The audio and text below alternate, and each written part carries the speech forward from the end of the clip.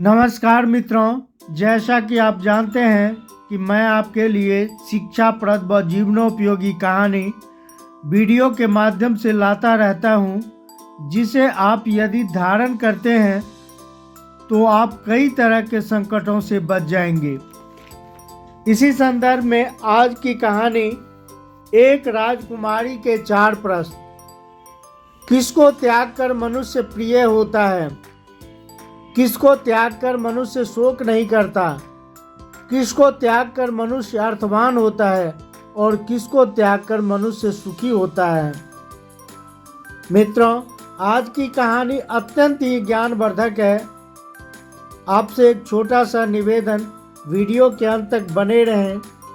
साथ ही वीडियो को like, subscribe तथा शेयर अवश्य करें ताकि अधिक से अधिक लोगों को इसका लाभ मिल सके।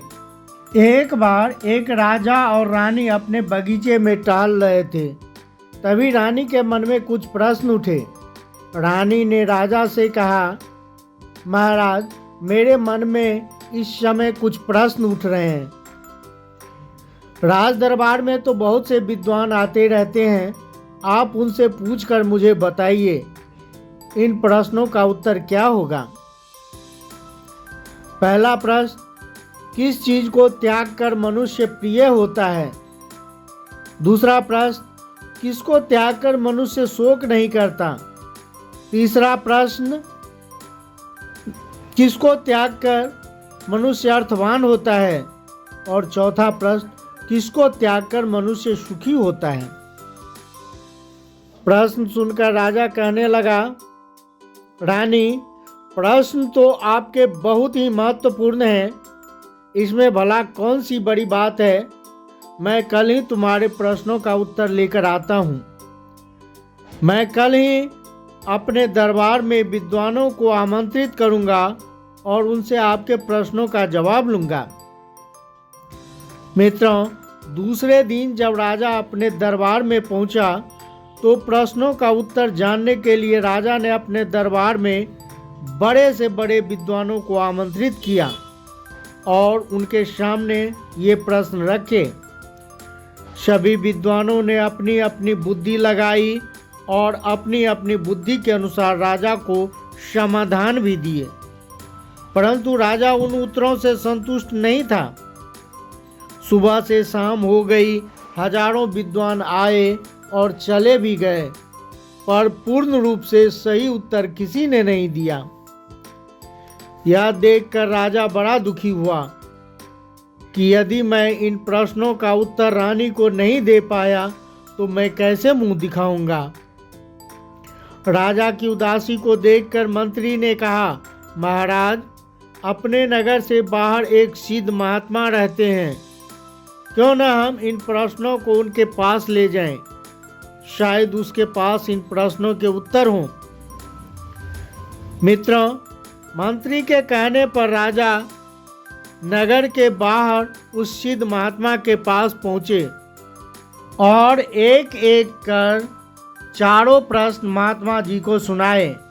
महात्मा जी कहने लगे, सुनो राजन, तुम्हारा पहला प्रश्न है कि मनुष्य किस चीज को त्याग कर प्रिय होता है। इसका उत्तर है अहंकार। जब तक मनुष्य के अंदर अहंकार रहता है, चाहे वह किसी चीज को लेकर हो, धन, बल, प्रतिष्ठा, रूप, गुण, यश, तब तक वह अपने आप को श्रेष्ठ समझता है और दूसरे को तुच्छ। किसी से विनम्रतापूर्वक बात करने में, उसे अपने सम्मान समझने में अपने आप को ही हीन समझता है। उसे लगता है कि यदि वह दूसरों को सम्मान देगा तो उसका सम्मान कम हो जाएगा, लोग उसे पूछना बंद कर देंगे। वह चाहता है कि दुनिया उससे छोटी बनकर रहे, वह जिस पर चाहे उस पर अपनी धाक जमा सके।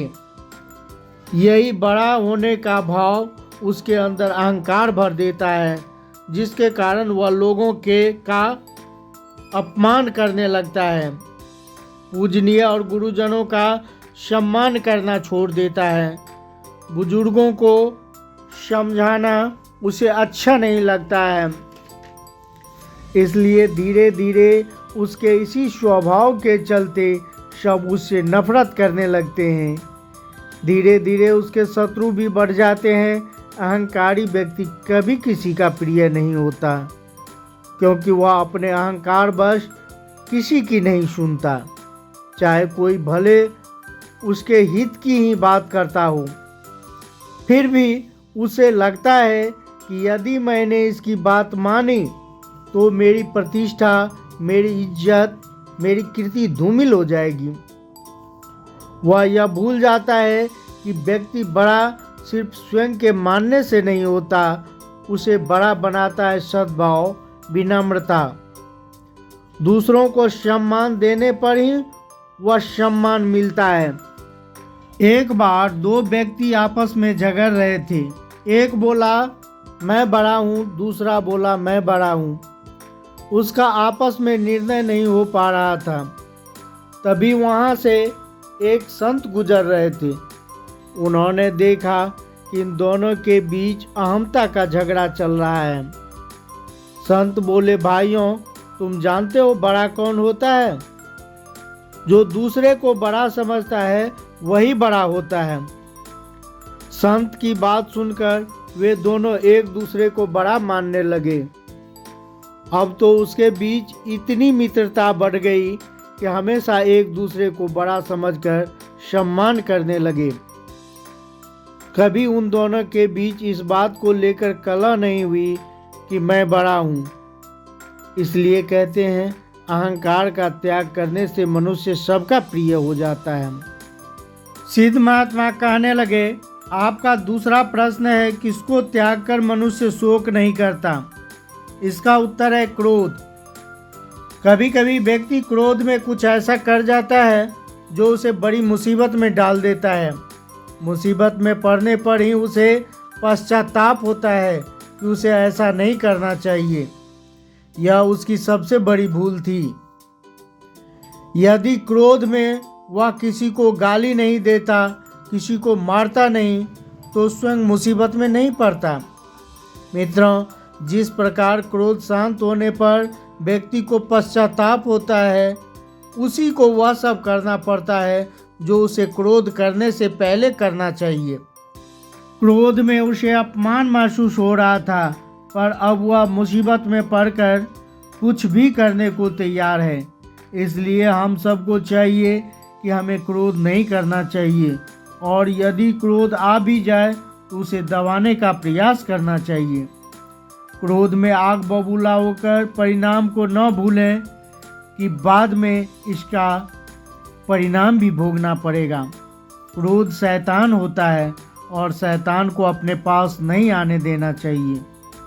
क्रोध बुद्धि और विवेक को नष्ट कर देता है, जिसके कारण मनुष्य उचित अनुचित का निर्णय नहीं कर पाता।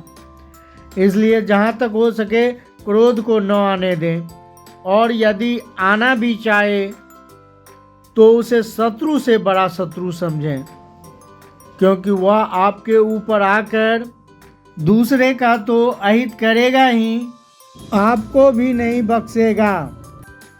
हितैषी तो वह होता है जो शत्रु का बुरा करे और आपका भला, पर ये तो उसके साथ साथ आपका भी बुरा कर रहा है, तो आपका हितैषी कैसे हो सकता है?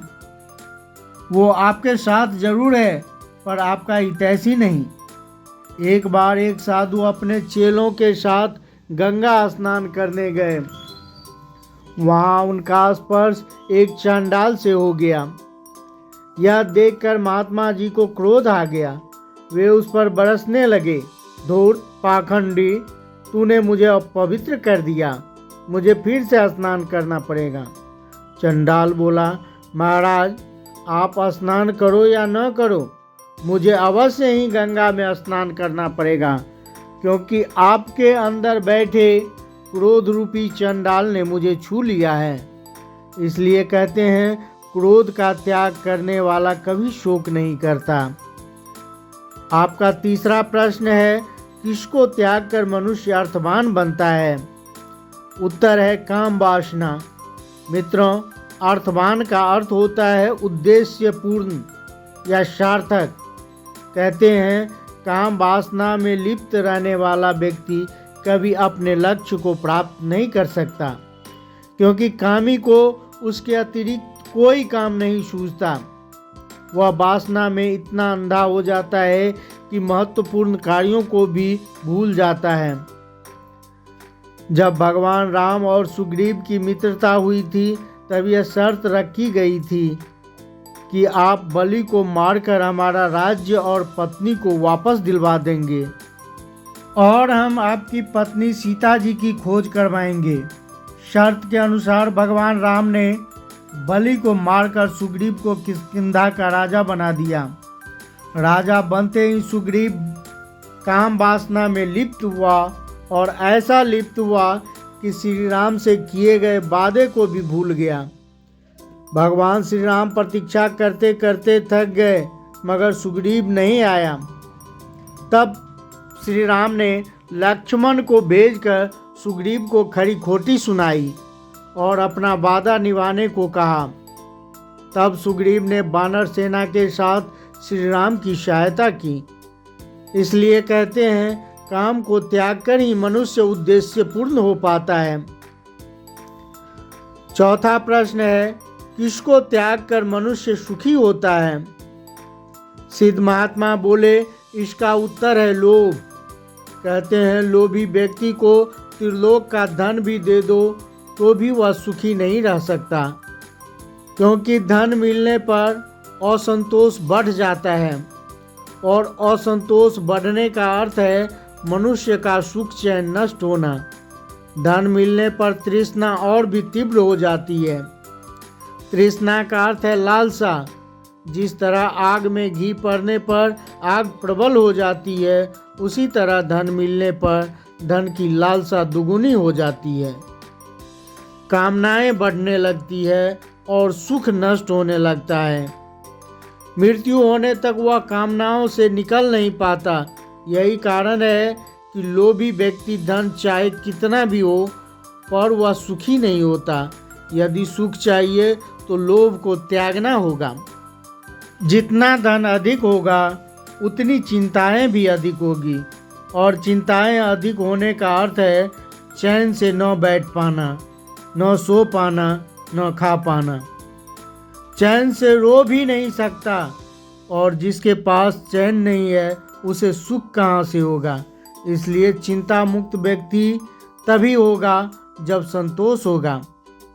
संतोष का अर्थ है अपनी लगन, मेहनत और ईमानदारी से जो धन कमाते हैं उसी में परिवार का गुजर बसर ठीक से हो रहा हो तो लालसाएं क्यों रखनी। लालसाएं असंतोष बढ़ाती है। चाहे जितना दे दो पर संतुष्टि नहीं होगी, रहेगा वह भूखा का भूखा ही। मित्रों, इस प्रकार सिद्ध महात्मा ने राजा के प्रश्नों के उत्तर दिए। राजा सुनकर संतुष्ट हुए। इस संबंध में आपकी क्या राय है? आप कमेंट में लिखकर हमें अवश्य बताइए। साथ ही वीडियो को लाइक, सब्सक्राइब और शेयर अवश्य कीजिए। वीडियो को अंत तक देखने के लिए धन्यवाद। जय हिंद, जय भारत।